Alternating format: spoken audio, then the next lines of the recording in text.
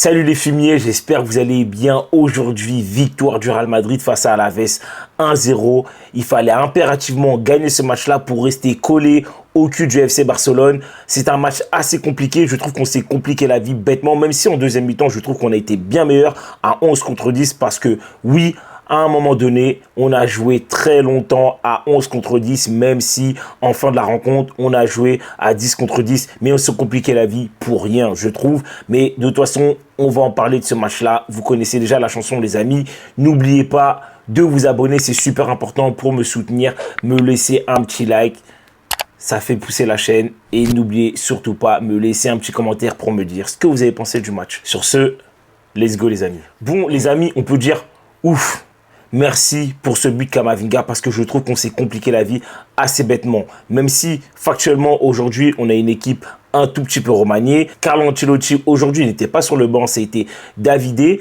Et il faut le dire, il y a eu quelques choix que je trouve qui étaient assez pas mal, mais je trouve qu'il aurait pu faire mieux. Je vais vous afficher la compo juste ici et on va regarder ensemble. Déjà, on voit que derrière, on a Fran Garcia, Rudiger, Asensio, Vasquez, Courtois. Donc, factuellement, faut se dire que déjà pour cette compo, enfin, en tout cas pour cette défense, excusez-moi, cette défense-là, ça ne sera pas celle-ci face à cette équipe d'Arsenal-là. Tu as un milieu de terrain avec Camavinga, Tchouaméni, Valverde, Güler, Rodrigo et tu as devant Mbappé. Même si je pense qu'en fait, là, ils sont un peu trompés sur la compo. C'était plutôt un 4-3-3. Du coup, avec un milieu de terrain, Camavinga, Tchouaméni, Valverde. Et devant, avec Mbappé, Rodrigo, Güler. Moi, déjà, sur cette compo-là, moi, il y a un truc qui me gêne. Un truc qui me gêne. Pourquoi tu joues avec Mbappé et Rodrigo? T'es pas obligé de les mettre sur le terrain. Ils sont même pas obligés de jouer ce match-là. Parce que factuellement, je pense que tu peux les faire respirer. Tu peux les faire souffler. Je pense que tu aurais quand même gagné ce match-là. Et même peut-être plus simplement parce que les joueurs que moi, j'aurais mis sur le terrain, je pense qu'ils auraient eu la dalle. Ils auraient eu à cœur de montrer de belles choses. Typiquement, moi, devant, j'aurais mis Arda Güler. J'aurais mis Brahim Diaz et j'aurais mis Hendrick. J'aurais mis Hendrick. Et quand j'ai dit devant, c'est-à-dire c'est pas forcément avec une équipe...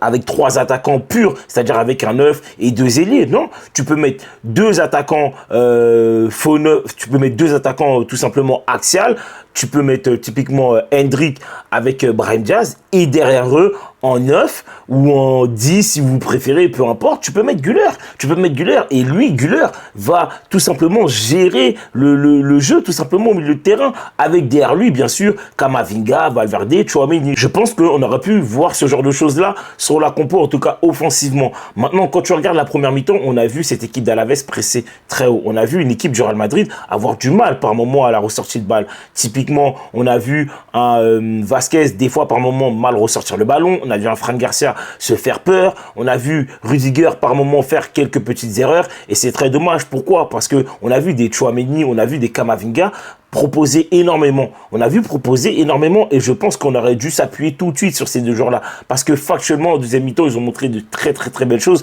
On va revenir en détail juste après. Et je trouve qu'on s'est fait peur assez bêtement en première mi-temps. On a vu des attaquants... plus ou moins mobile, mais pas assez. Je trouve que c'était pas assez. Le seul joueur offensivement qui, je trouve, a essayé de proposer pas mal de choses dans l'entrejeu, ça a été Güler. Et par moment, Rodrigo, parce que Rodrigo, on l'a vu extrêmement excentré sur le côté gauche, demander des ballons, par moment percuter et par moment réussir. Hein. On a vu par moment, voilà, il passait un joueur, deux joueurs. Et ça passait de temps en temps, mais je trouve que c'était pas assez. C'était pas assez. Et je pense, excusez-moi, qu'il aurait pu proposer beaucoup mieux offensivement. Mais après, j'ai envie de te dire, offensivement, ils n'ont pas l'habitude de jouer ensemble tout le temps, en tout cas avec Arda Güler. Maintenant, il y a un truc aussi qui m'a gêné, c'est Mbappé. Mbappé, aujourd'hui, offensivement, il n'a rien proposé. Ça a été le néant. Le néant, proposition de balle, nulle part.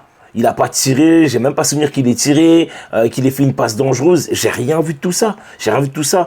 À aucun moment, je l'ai vu demander des ballons dans les demi-espaces. Je l'ai vu tout le temps redescendre à mi-hauteur de Tchouaméni, voire des fois Camavinga, ce qui n'est pas normal. Des fois, malheureusement, il veut faire le playmaker. Mais en fait, sur ce type de match-là, on n'a pas besoin de toi en fait, aussi bas. En fait, on te veut devant et proposer par moment, à gauche, à droite. Alors, je vais pas faire le mec.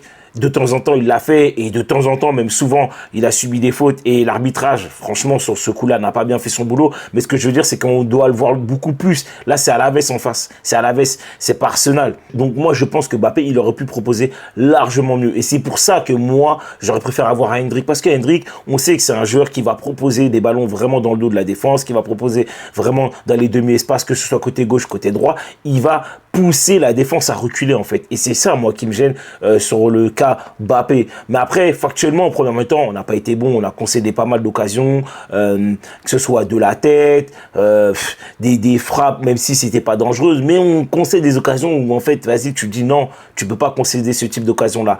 Par contre, quand Mbappé a fait cette faute-là et qu'il a pris son rouge, on a vu un Real Madrid totalement transformé. Déjà, j'avais l'impression que le Real Madrid jouait mieux à 11 contre 10. Or qu'ils sont plus que toi.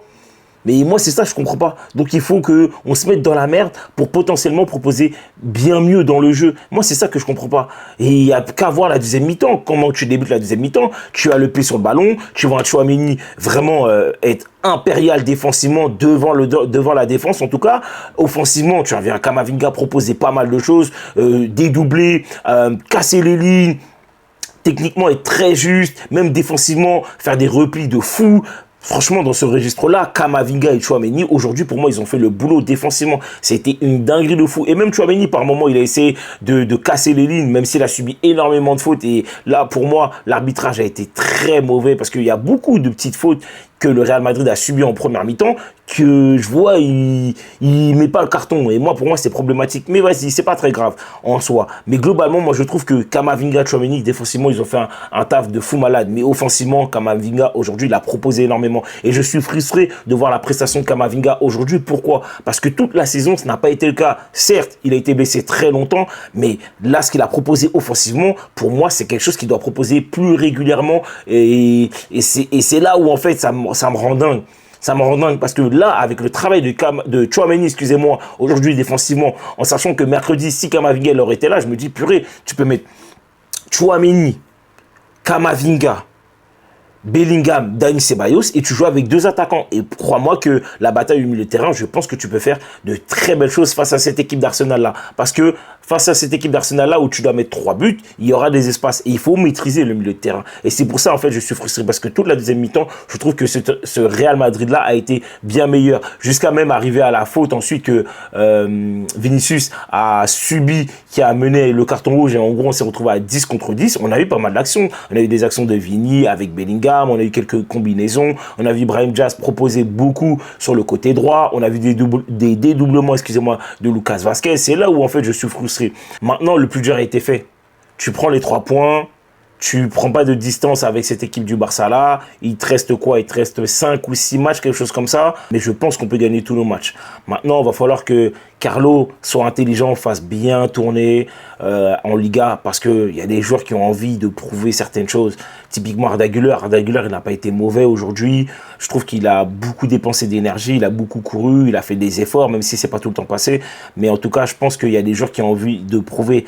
Typiquement Hendrick aussi. Hendrick, je pense que c'est un joueur qui a envie de prouver, qui a à cœur de montrer que voilà, ça peut être un joueur important dans le turnover.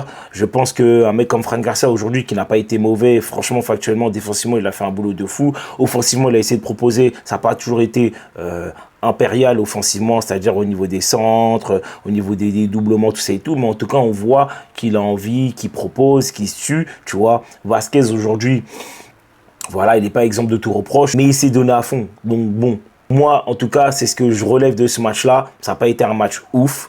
Franchement, clairement, il faut le dire. Heureusement que Camavinga met ce but-là, mais le plus important a été fait. Maintenant, il va falloir aller chercher cette victoire-là face à Arsenal, cette remontada. Il faut faire un match historique. Ne vous inquiétez pas, je vais faire une analyse de ce match-là pour le match retour. Je pense qu'elle va tomber demain. Et puis, de toute façon, on se retrouve à la prochaine, les amis. Surtout, n'oubliez pas de vous abonner. C'est super important de me laisser un petit like si vous avez kiffé la vidéo et me laisser un petit commentaire. Sur ce, les amis, ciao les fumiers.